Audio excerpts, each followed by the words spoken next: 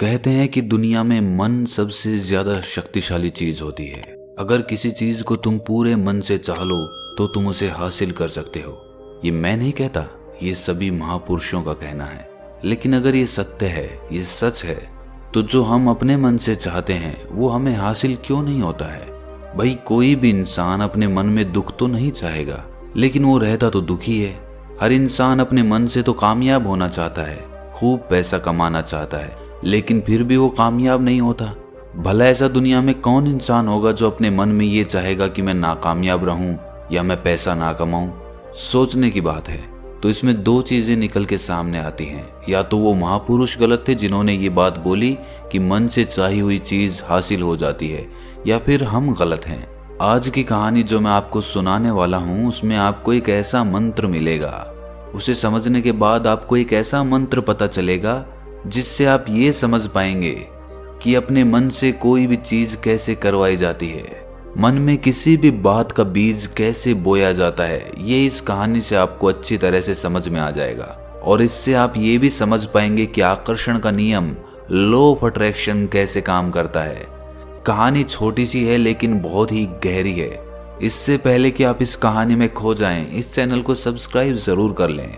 तो चलिए ये कहानी शुरू करते हैं। एक बार की बात है, एक आदमी के जीवन में सिर्फ दुख ही दुख थे। वो जो भी काम करता उस बेचारे का वो काम पूरा ही नहीं होता।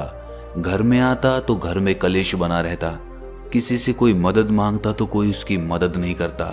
ऐसा लगता था कि चारों ओर से दुखों का पहाड़ उसी पर टूट पड़ा है। उसे समझ नहीं आ रहा था कि मैं इन दुखों से पार कैसे पाऊं। वो दिन रात यही सोचता रहता कि अपने दुखों से छुटकारा कैसे पाना है। इसी कारण से वो रात में सो भी नहीं पाता था। उसकी आंखों के नीचे बड़े बड़े काले घेरे बन गए थे, जो इस बात का प्रतीक थे कि वो आदमी कितना दुखी है और कितना चिंतित है। कभी कभी तो उसके मन में आत्महत्या करने के भी ख्याल आते थे, लेकिन अपने परिवार की चिंता करके वो ये कदम नहीं उठा पाता था। वो इतना दुखी हो गया कि उसने निर्णय किया कि वो इन दुखों से छुटकारा पाके रहेगा। इसके लिए चाहे उसे कितनी भी मेहनत करनी पड़े, कुछ भी करना पड़े, चाहे अंगारों पे चलना पड़े, लेकिन इन दुखों से छुटकारा हासिल करके रहेगा। ऐसे ही एक दिन उसने अपने मित्र से पूछा कि मैं अपने जीवन को कैसे सुधारूं। उसके मित्र ने उसे बताया कि तुम किसी बाबा के पास जाओ। बाबाओं के पास ऐसा मंत्र होता है जिससे सारे दुख मिट जाते हैं, जीवन खुशियों से भर जाता है और धन संपदा भी हासिल हो जाती है। तुम किसी ऐसे बाबा को ढूंढ लो, बस तुम्हारा काम बन जाएगा। उस आदमी के मन में ये बात पूरी तरह से पक्की बैठ गई कि कोई बाबा ही मेरा दुख दूर कर सकता है। और इसीलिए उसे किसी भी बाबा के बारे में पता चलता तो वो उस बाबा के पास पहुंच जाता। वो उस बाबा को अपनी समस्या बताता और उससे उसका समाधान पूछता और कहता कि बाबा, मैं कुछ भी करने के लिए तैयार हूं, लेकिन मेरी इन समस्याओं से मुझे छुटकारा दिला दीजिए। आप जो कहेंगे मैं वो करूंगा, लेकिन मेरे जीवन को सुधार दीजिए। बाबा उसे कुछ टोने टोट के बता देते थे करने के लिए, और बदले में दान दक्षिणा ले लेते थे कि ये टोना टोटका करने के बाद तुम्हारे घर में सुख शांति बनी रहेगी, बस इस टोटके को पूरी विधि के साथ करना। वो आदमी घर लौटकर पूरी विधि के साथ टोने टोटके करने लगा, लेकिन बहुत टोने टोटके करने के बाद भी उसके जीवन में कुछ बदलाव नहीं आया। इसके विपरीत उसका जीवन और ज्यादा दुखी हो गया। जो भी बाबा उसे टोना टोटका देता था वो बदले में उससे दान दक्षिणा लेता था, जिससे उसका धन भी धीरे धीरे खत्म हो रहा था। इससे उसके जीवन में दुख और ज्यादा बढ़ गए। तब उसे लगा कि बाबाओं के पास जाने से तो मेरे जीवन में दुख कम होने की बजाय बढ़ते ही जा रहे हैं, तो मुझे क्या करना चाहिए? बाबाओं के पास जाऊं या ना जाऊं? फिर एक दिन एक आदमी ने उसे बताया कि तुम अपने घर में किसी पंडित को बुलाकर हवन करवा लो। हवन होगा, घर शुद्ध हो जाएगा। कोई भी बुरी ऊर्जा होगी घर में तो वो घर से बाहर चली जाएगी। किसी पंडित को बुलाकर पूरे विधि विधानों से मंत्रोच्चारण कराओ और हवन कराओ, जिससे घर में सुख शांति आए। उस आदमी के मन में ये बात बैठ गई और उसने एक पंडित को अपने घर पर बुलाकर हवन करवा दिया। हवन अच्छी तरह से संपन्न हुआ। बदले में पंडित ने भी अच्छी दान दक्षिणा ली और उसके बाद वो वहां से विदा हो गया। लेकिन कुछ दिनों के बाद उस आदमी को महसूस हुआ कि उसके जीवन में अब भी कोई बदलाव नहीं आया है। अब वो आदमी पूरी तरह से दुखी हो गया और ज्यादा परेशान हो गया। अब तो उसे लगने लगा था कि मेरे जीवन में से दुख कभी खत्म ही नहीं होंगे। और यही सोच सोच कर उस आदमी का बुरा हाल हो गया था। फिर एक दिन उसे अपने मित्र से एक ऐसे बाबा के बारे में पता चला जो समाधान बताने के लिए कोई दान दक्षिणा नहीं लेता था। उस आदमी को लगा कि ये बाबा दूसरे बाबाओं की तरह नहीं हो सकता, क्योंकि ये दान दक्षिणा तो लेता ही नहीं, और अगर दान दक्षिणा नहीं लेता तो ये सच में कोई सिद्ध बाबा होगा। और यही सोचकर वो उस बाबा के पास पहुंच जाता है। जब वो आदमी वहां पर पहुंचता है तो वो बाबा ध्यान में बैठे हुए थे। ये देखकर वो आदमी वहीं पर चुपचाप बैठकर ध्यान से बाहर आने का उनका इंतजार करने लगा। थोड़ी देर बाद बाबा ने आंखें खोली तो सामने एक दुखी और परेशान युवक को बैठे देखा। वो उसकी आंखों के नीचे काले घेरे देखते ही समझ गया कि ये आदमी अपने जीवन से कितना परेशान है। उसे संबोधित करते हुए बाबा ने पूछा कि बच्चा, क्या चाहते हो? बाबा के पास क्या लेने आए हो? उस आदमी ने कहा कि बाबा, मैं अपने जीवन से बहुत परेशान हूं। मैंने इन दुखों को दूर करने के लिए बहुत सारे रास्ते अपनाए, हर वो तरकीब करके देखी जो किसी बाबा ने मुझे बताई, हर वो काम किया जो किसी भी इंसान ने मुझसे करने को कहा, लेकिन मेरे जीवन में दुखों में कोई कमी नहीं आई। बाबा, इसके विपरीत मेरे जीवन में दुखों में बढ़ोतरी हो गई। मुझे समझ नहीं आ रहा है कि मैं क्या करूं। कभी कभी तो मैं आत्महत्या करने की सोचता हूं, लेकिन अपने परिवार की सोचकर मैं ये कदम नहीं उठा पाता। मैंने आपके बारे में बहुत सुना है बाबा, और मैं बहुत उम्मीद के साथ आपके पास आया हूं। कृपया करके मुझे कोई ऐसा मार्ग बताएं जिससे मुझे अपने दुखों से छुटकारा मिल जाए। मैं अपने दुखों से छुटकारा पाने के लिए कुछ भी करने को तैयार हूं। आप मुझे कोई भी रास्ता बताएं, चाहे वो रास्ता कितना भी कठिन क्यों ना हो, मैं उसको पार करके रहूंगा। बाबा ने महसूस किया कि आदमी तो सच में बहुत परेशान है। बाबा ने उसकी बात सुनकर कहा कि बच्चा, दुखों को दूर करने के लिए मंत्र ऐसे ही नहीं मिलते। मंत्र पाने के लिए कुछ करना पड़ता है। तुम कुछ कर सकते हो? ये सुनकर पहले तो उस आदमी ने सोचा कि ये बाबा भी मुझसे दान दक्षिणा ही मांगेंगे, लेकिन और कोई रास्ता ना पाकर उस आदमी ने कहा कि बाबा, आपको जितनी भी दान दक्षिणा चाहिए मैं देने के लिए तैयार हूं, लेकिन आपका मंत्र सच्चा होना चाहिए, वो पूरा होना चाहिए, उसका फल मुझे मिलना चाहिए। उसके बाद मैं आपको जो भी दान दक्षिणा लेना चाहते हो वो दे दूंगा। बाबा ने कहा कि दान दक्षिणा तो बहुत छोटी सी चीज है, मुझे वो नहीं चाहिए। इस पर वो आदमी सोच विचार करके बोला, तो बाबा, मैं अंगारों पे भी चलने के लिए तैयार हूं, आप मुझे बस आज्ञा दीजिए। बाबा ने कहा कि अंगारों पे चलने वाली छोटी चीज मैं तुमसे नहीं कराने वाला। मैं जो तुमसे कराने वाला हूं वो बहुत कठिन मंत्र है, उसे पूरा कर पाओगे? बाबा ने कहा कि बाबा, आप मुझे बताइए तो सही, मुझे करना क्या होगा, मैं कुछ भी करने को तैयार हूं।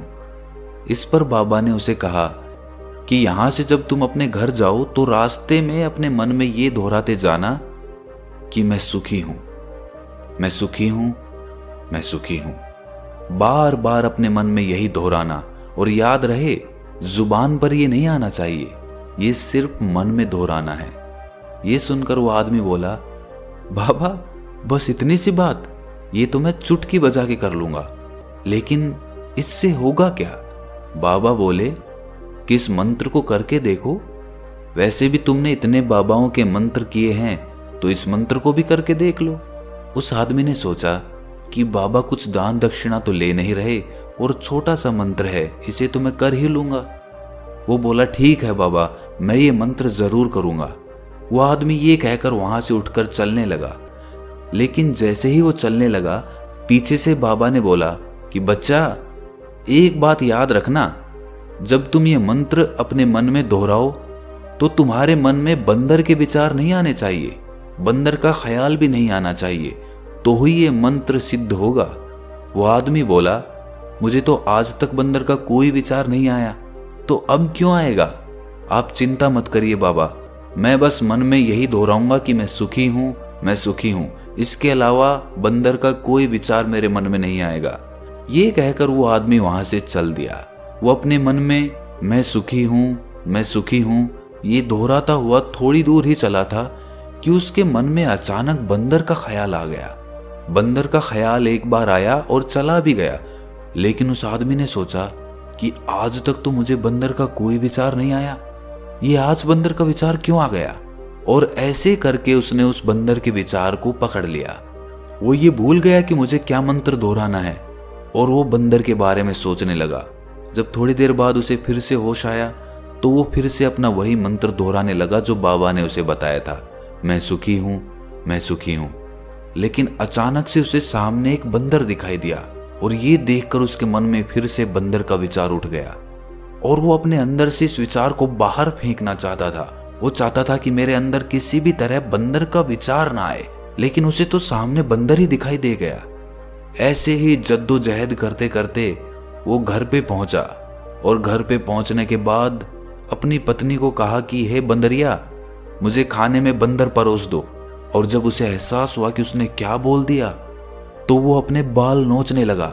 वो दीवारों में सर मारने लगा कि आज तक मुझे बंदर का कोई विचार नहीं आया और आज मुझे ये क्या हो गया है कि मुझे हर जगह बंदर ही बंदर नजर आ रहे हैं, ये कैसी माया है। यही सोच सोच कर वो आदमी रात भर सो नहीं पाया। रात भर करवटें बदलता रहा और सुबह उठकर सीधे उसी बाबा के पास पहुंच गया और उसके चरणों में गिरकर कहा कि बाबा, पता नहीं क्या चमत्कार हो रहा है, आज तक मुझे बंदर का कोई विचार नहीं आया, लेकिन कल से जब से आपने मुझसे कहा कि बंदर का विचार नहीं आना चाहिए, तब से मुझे हर जगह बंदर ही बंदर नजर आ रहे हैं। उस आदमी ने कहा कि बाबा, मुझे तो आपके पीछे पेड़ पर बैठा हुआ बंदर भी केले खाता हुआ दिखाई दे रहा है, ये हो क्या रहा है बाबा। ये सुनकर बाबा हंसने लगे। बच्चा, मन का जाल एक ऐसा जाल है जिसे समझ पाना इतना आसान नहीं है। बंदर तो तुम्हारे रास्ते में पहले भी आते थे। जब तुम मेरे पास आए थे तो इन्हीं पेड़ों पे ये बंदर घूम रहे थे, लेकिन तब तुम्हारे ध्यान में ये बंदर नहीं था, तब तुम्हारे ध्यान में सिर्फ अपने दुख थे। इसके बाद बाबा ने उसे बताया कि बच्चा, हम जिस चीज से भी दूर भागना चाहते हैं वही चीज हमारे मन में बहुत गहरे में प्रविष्ट हो जाती है, वो हमारे अंतर मन में समा जाती है। असल में हम जिस चीज से भी छुटकारा पाना चाहते हैं उससे छुटकारा इसीलिए पाना चाहते हैं कि वो हमारे साथ बहुत गहरे से जुड़ी हुई है, और हम जितना ही उससे छुटकारा पाना चाहते हैं वो उतनी ही गहरी हमारे मन में बैठती चली जाती है और आखिरकार वो हमारे अंतर मन में छा जाती है। ऊपर से तो हम चाहते हैं सुखी होना कि मैं सुखी हूँ, सुखी हूँ, हमारे होंठ भी यही बोलते रहते हैं, लेकिन हमारे मन में दुख समाये होते हैं। हमारे विचारों में, हमारे मन में हमें दुख ही दुख दिखाई देते हैं। इसीलिए अपनी जुबान से बार बार ये बोलने से कि मैं सुखी हूँ, मैं सुखी हूँ, हम सुखी नहीं होंगे जब तक ये मंत्र हमारे अंतर मन में प्रविष्ट नहीं होगा। इस पर उस आदमी ने पूछा कि बाबा, लेकिन ये मंत्र हमारे अंतर मन में प्रविष्ट कैसे होगा। ये सुनकर बाबा ने कहा कि बच्चा, अपने दुखों से लड़ना बंद कर दो। जब तक तुम अपने दुखों को दूर करने की सोचते रहोगे तब तक वो दुख तुमसे चिपके रहेंगे, तब तक वो दुख तुम्हारे अंतर मन पर अपना राज जमाए बैठे रहेंगे। और जिस दिन तुम उन दुखों के बारे में सोचना ही छोड़ दोगे, उन दुखों से छुटकारा ही नहीं पाना चाहोगे, उसी दिन से तुम्हारी जिंदगी से दुख गायब हो जाएंगे। क्योंकि किसी भी चीज से छुटकारा पाने के लिए हमें उस चीज के बारे में सोचना पड़ता है, और हम जितना ही उस चीज के बारे में सोचते हैं वो उतनी ही गहरी हमारे मन में प्रविष्ट होती चली जाती है। हम अधिकतर समय दुखों के बारे में ही सोचते हैं। हम यही सोचते हैं कि हमारे जीवन में दुख है और हमें इससे छुटकारा पाना है।